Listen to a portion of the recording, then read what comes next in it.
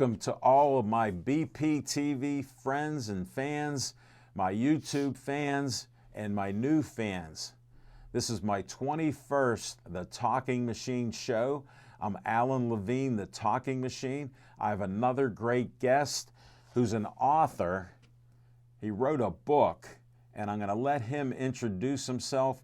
He has more stories and can talk more than The Talking Machine. We just got started late because of that. So please introduce yourself. Hi, I'm Jim Ellenbogen, and I'm author of Tarnish on the Brass Ring.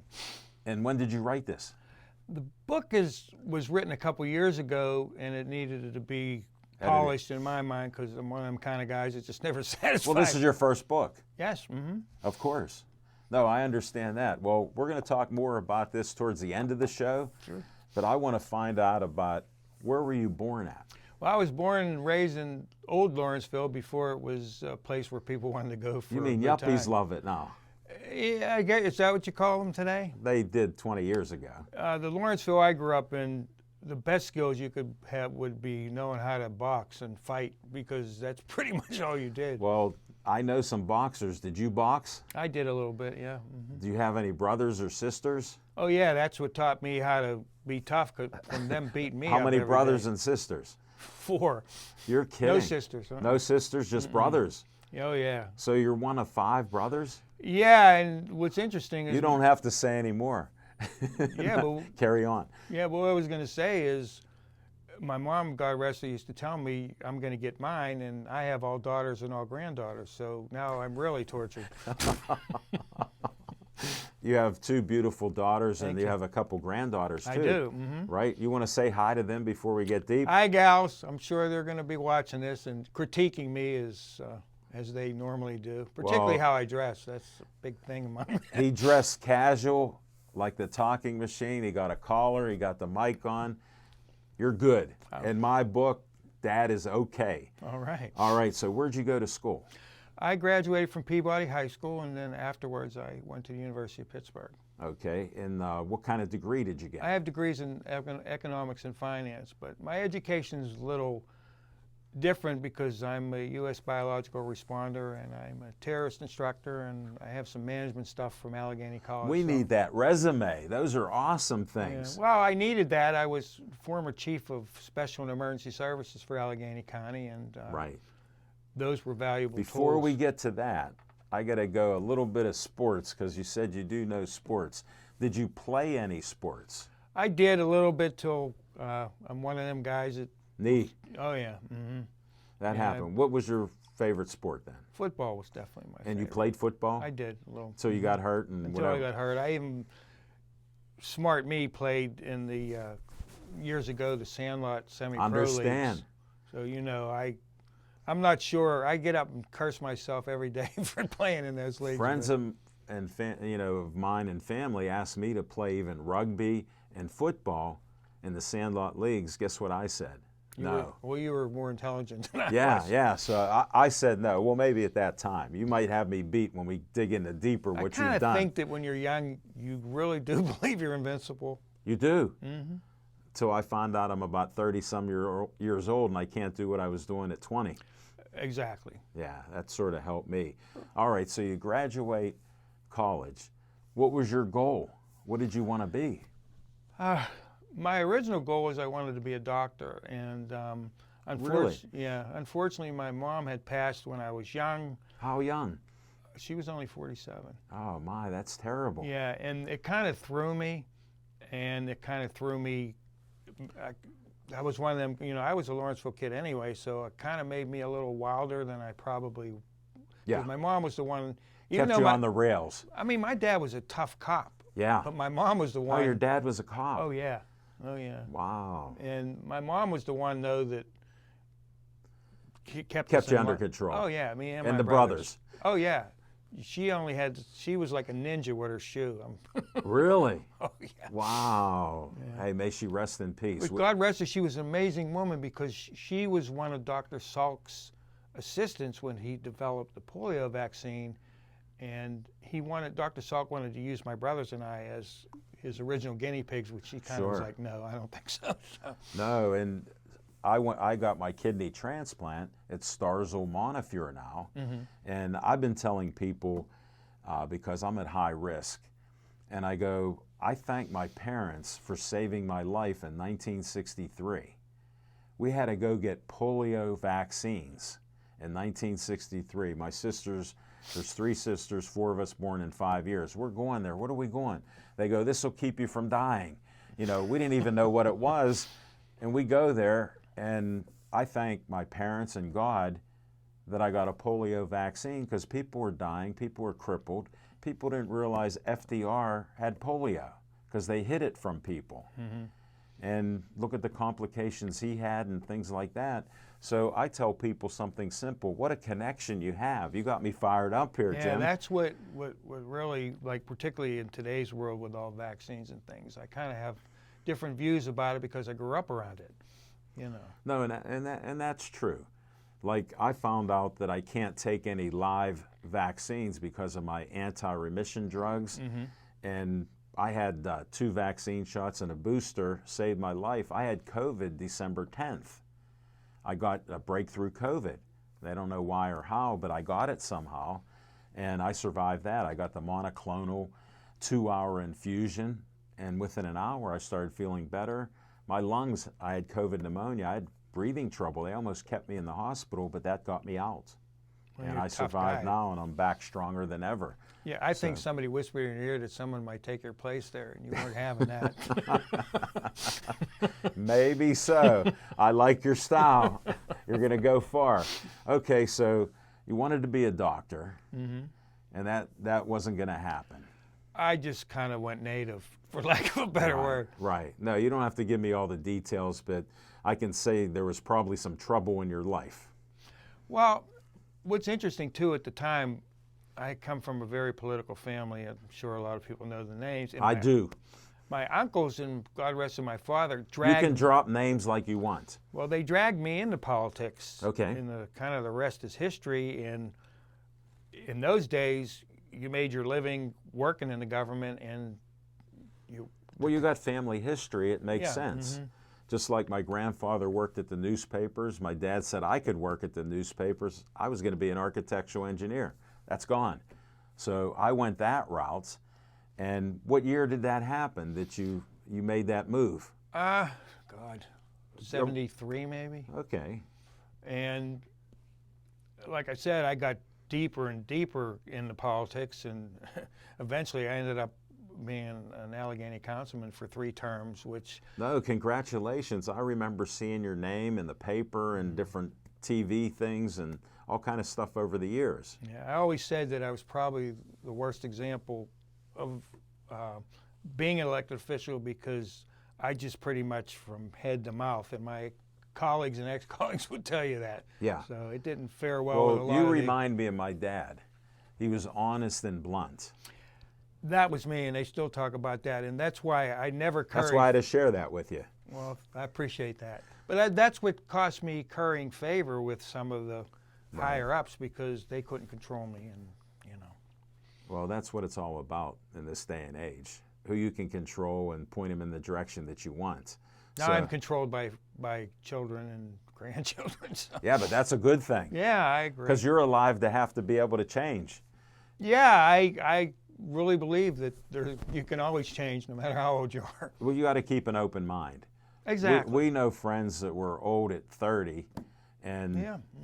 now look at them. And what's interesting too is as I get older, my mind has actually become more open than it was. Because, Sure. you know, growing up in a street neighborhood, this is the way it is. You got tunnel vision. You know exactly. No, I know the neighborhoods because there's so many of them, Mm-hmm. and they haven't changed for generations.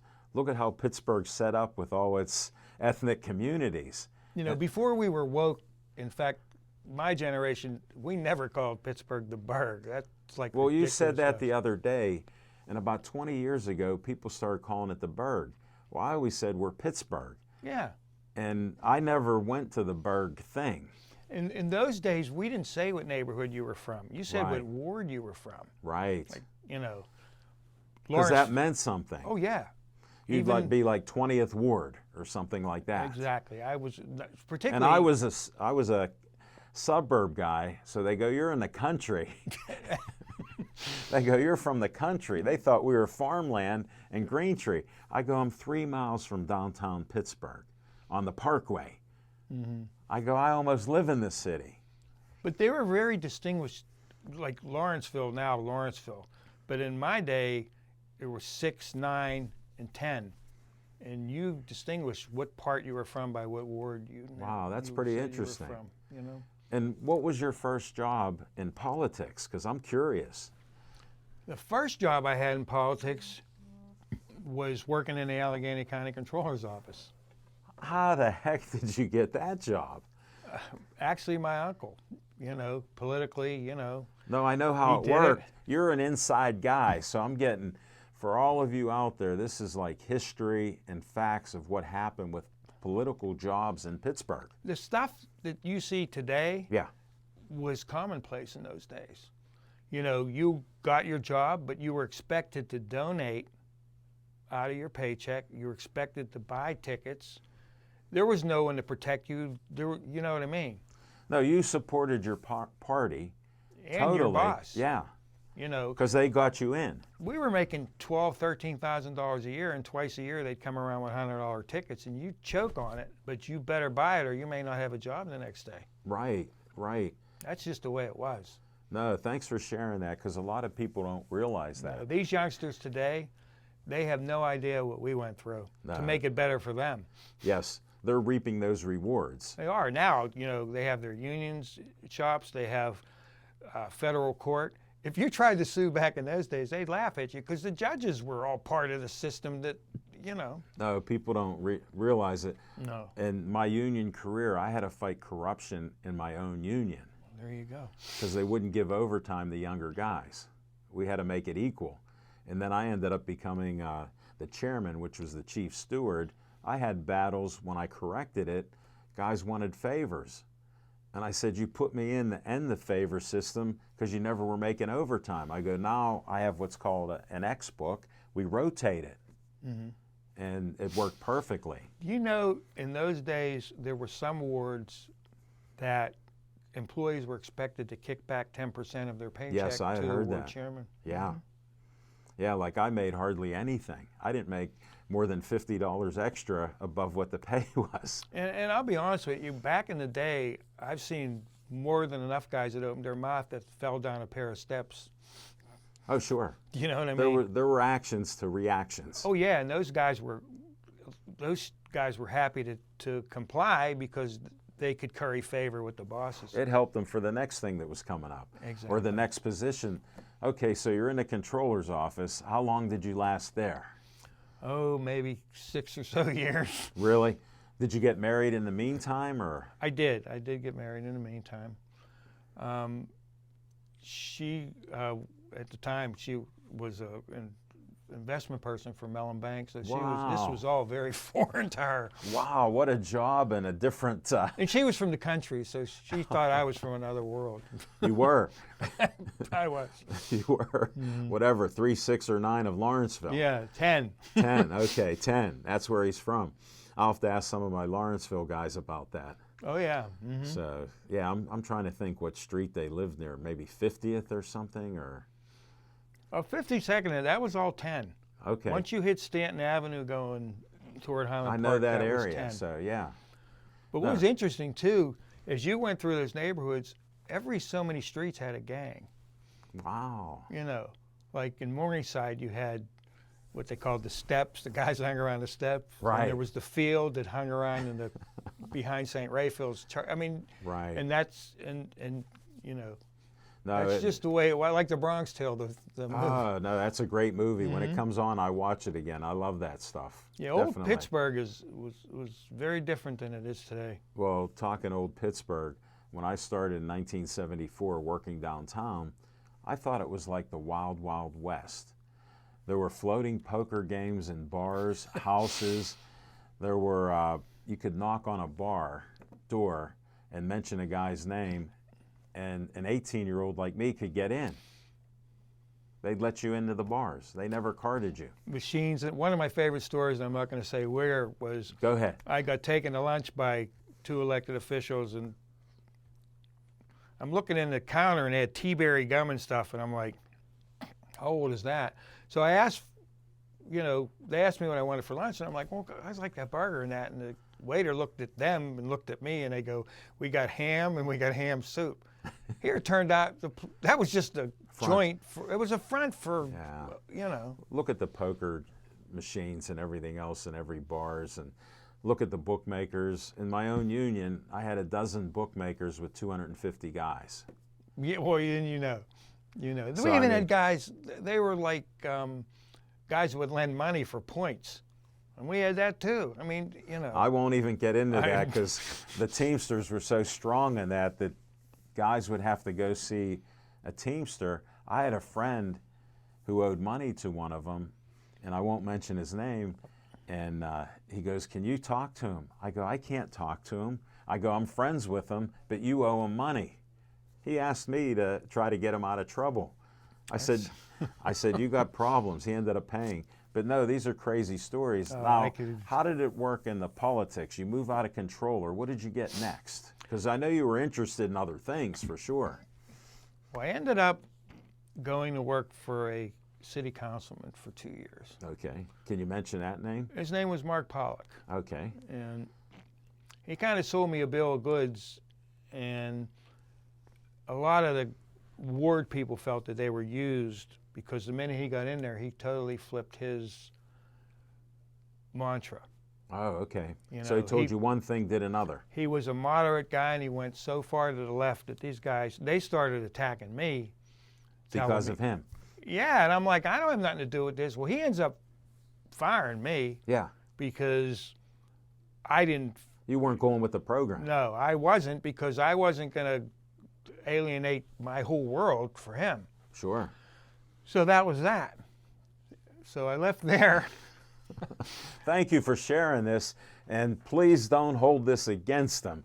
This is what he did in the past. He's alive and well. Wrote this great book, Tarnish on the Brass Ring. Don't forget, you can buy it on Amazon, I'm sure. Yes. Mm-hmm. Got to help you. Go ahead, carry on. If you like political noir, as we call it, it's a great book. It's written for easy reading. Like if you're waiting for your significant other to come out of the dentist's office or doing your laundry, it's easy reading. It's short. I think you'll love it if you're. 146 pages. Yeah. I just looked at it. Spaced well. If you look at it, it looks great. If you love politics and you love noir. Well, I love history, so I can tunnel some of my stuff into it with the noir and politics. Yeah, a lot of people ask me how much of that is real, considering that I had been involved in politics for many, many years, but it's fiction. The names have been changed. Yes. Because that's what I would have to do if I wrote about my history, because they say, you got a great Union story, Absolutely. And I go, I'd like to do it. Maybe someday I will. See, at one time, like the unions in this county and the politics. It was strong. They were so intertwined, you couldn't separate them. No, No, I understand it, because we were at political events all the time. I knew a lot of the politicians, and we're always getting called to do things. They'd come around and meet with our unions at union meetings, and it was just a hand in a glove thing. It was like nature. It's funny. I tell a lot of the young people the significance of the unions and stuff. I can remember as a youngster, there was a mailing company that was in Lawrenceville at the time, and I was there a couple days, and union folks tried to talk to me, and the very next moment I was called into the office and threatened on my job that I wasn't allowed to talk to the union people. That's how tough it was. Oh yeah, and no, because we were a strong union town. Exactly. Traditionally from the Homestead and different things like that created it. The mistreatment of Carnegie with workers and Frick. It's legendary here. When people talk about Frick and Carnegie, I've read about them, and they go, "What do you think?" And I go, "They weren't really good people." See, one of the things I've always said is government and unions and all that, and this is a metaphor that if you stand a piece of paper up, it'll fall over. But if you take two opposing sides equal against it, it'll stand. And that's how I look at government. Okay. You know, because it sways back and A forth. balance. You look for a Exactly. balance. The balance is what keeps everybody honest. Well, I understood it. You know, the give and take. Exactly. And then negotiating contracts, you learned all this stuff beforehand for 6 months, 8 months, a year. Doesn't matter. That last month that you have to get this done, Exactly. I call it a toilet bowl. It would all be flushed, and you'd work everything Well, the out. union you were in, those guys, you know, Well, I was that in was the- a rough crowd. I knew a lot of them guys. Well, my union was actually one of the oldest, called the International Typographical Union. We ended up getting folded into the CWA. Our union was started like 1826 with printers and mailers. My union was a production department. We put the comics, stack bundles all day, and last department to get the paper before we give it to the Teamsters. Right. So we were hands-on with the Teamsters all the time. For some reason, they always needed papers to give the police and to give to the bars. And we give them papers. Give them favors. Yes, and they were happy. They were happy. Little Right. did I know that they got free drinks for it till I turned like 21. Yeah, there's always that little bit we don't know about till later, right? No, you find out later. Okay, so now you're moving on. You're getting fired again because of what you're saying and doing. Right. So where'd you go now? Well, I ended up in the county, and I ended up rising to become chief of special and emergency services. Hold it. How did that happen when you're a troublemaker just by nature? Because the politics in the courthouse changed. Okay, I wanted And the truth. The truth is, my guys got in power again. So when your Hold guy, it. I call it the pendulum. exactly. When it comes back, That's okay, a you're great, back. You know, I always call it a riverboat wheel. If Yeah. you're going to make a life out of this, it goes underwater. Sometimes when it goes I started that pendulum right, because that's I a would see great it come analogy. and go. And I was young, you know, just seeing my union and looking at these things and seeing how the city operated. You know, in 40 years, Yeah. I've been on top, and in 40 years, I've been on the bottom. But you got to just have the intestinal But fortitude. you never quit. No, I wasn't going to let. I'm one of them kind of you got to kill me guys. You know. Hold it. We're too similar on this. Oh yeah, I'm street to street. You know what I mean? Yeah. I do not. Even though I'm from the suburbs, I have that mentality. Like people would go, how did you become so stubborn? I go, I had a good teacher, my dad. And they go, you never give up on anything. And I go, there's no quit. No, you don't quit. And You you know what just I keep mean? plugging away, and people find it hard to believe. Yet I compromised on contracts. Even though I believe this and they're telling that, there was always a compromise in the middle, because that's what contracts are. People think contracts are one-sided. Maybe if you're in the NFL it is, because the billionaires control it, but not normally. It comes down, I think, and I see this in you, is a self-discipline. It carries over to one's health, success, family, everything. Because if you have that self-discipline, you'll slide till you decide, I'm digging my heels in, and you know, Right. bring it. And that's just, you know Well, what I mean? look, when I looked in 2010 and took a buyout, I said, where am I going to be in 5 years? And I was 54 at the time. So I took the buyout then. But even so, you carried that over to your health. Because you are the way you are, Thank you. is why we're sitting. I personally had a health event What happened? 11 years ago. Share this with me. Me and two other fellows ended up on, no one knows how, it was on the job or whatever, but three of us, them a little bit later, all ended up with a heart virus. I ended kidding. up in intensive care in Shadyside Hospital. How old were you? I was in my 50s. What a shock that was. Yeah, I had never been sick a day in my life. And to be honest with you, you can tell people didn't have a lot of hope for me to come back. And if I did, I was told at the time I should retire. I was told at the time I'd never. Really? Oh yeah, they said I'd never be able to pick up more than 20 pounds. You look in good shape. You got some guns there. Yeah, I saw you lifting weights the other day. I mean, everything they told me isn't so. And it's interesting because they told me in my success that I'm 1 in 100. The other two fellas, that they ended up passing away. Oh, you're kidding. No. And I think about them every day. Oh, yeah. How can you not? But I remember the doctor telling me, well, this is going to be the way it is. And I got in an argument with him, and my regular doctor told him, leave him alone. I said, I'll die when I freaking feel like it. Good. That's just... No, you're a fighter. That's at Lawrenceville. So I feel that in you from your situation, because I've been... Well, you see. there. You see. And now I'm just like, like every other regular guy. No, like here to quantify that and qualify it, I was having trouble, my anti-remission drugs. I can get sick easily and get a cold. And I was walking in the cemetery a year and a half ago, and I started to get a cold, and I go, I got to do something different. Well, I heard about rowing. I bought a rower January 9th last year. I'm rowing 40 minutes a day. That's wonderful. See, like me, I do like that Rocky thing. Now, most normal people were sitting in the house the last few nights. Right. I'm out at 10 o'clock. It's 10 degrees. You don't care. But I'm doing like Meadowcroft. Yeah. And I'm like, No, I'm I fulfilled when I do it. So that's, I know No. you get that. So, No, I get it. so out there, if you got a problem, fight it. You can beat it. Don't give up. No, never give up. And then try to listen to science and doctors if it can help you. Yes. That's what I got to put in there as a little thing with how crazy nowadays are.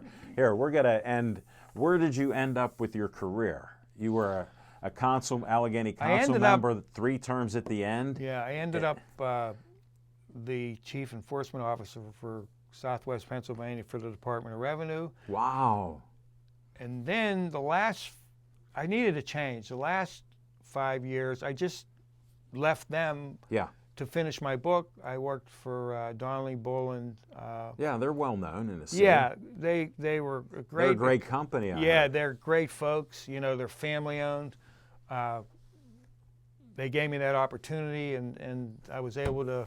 And here we go. Well, we'll go to the book. 2 minutes. I got a new career. 2 minutes with the new career. So you're inspired. You wrote it a couple years. You needed some editing. You needed to clean it up. It looks great here. The chapters are all in there here. Chapter 8. Look, I flipped right to that. That got to be a good one. The next few months pass by quickly. Okay. Oh, it's got suspense and it's got everything. And the title will resonate with you at the end. And just so you know, it's been given nothing but 5-star reviews. So I'm very You pleased heard with it that. here first. And what's it cost for people to buy it? Because all of you interested in this like I am. It's a $15.99 book. You can, if you have Kindle, if you're part of the Kindle family, you can get it for nothing, or it's $9.99 in the Kindle on Amazon. Wow, there you go. And what's one of the highlights in here? What's one of the best stories that you would think, or of one of these chapters? I would say the ability of a young kid who has some health issues to be able to fight and overcome it. Yeah. Really? So it's like an inspiration here for people. What's really interesting about the book, and I've had different people that have read it and other authors that have said, soon as you think you got to figure it out, the book takes a turn on you and keeps you going. So, wow, I like that. I'm normally a history guy, but I want to read this book. There's a lot of historic significance in there. That's great to hear. Anything else you want to add? We got about 20 seconds here. No, if you get a chance, Al's like the greatest when it comes to all subjects. Thank you for being one of my biggest fans. And by the way, we're friends on Facebook, and he's on the Talking Machine Show. Thanks for the great feedback, and we'll see you next time. This was the 21st Talking Machine Show.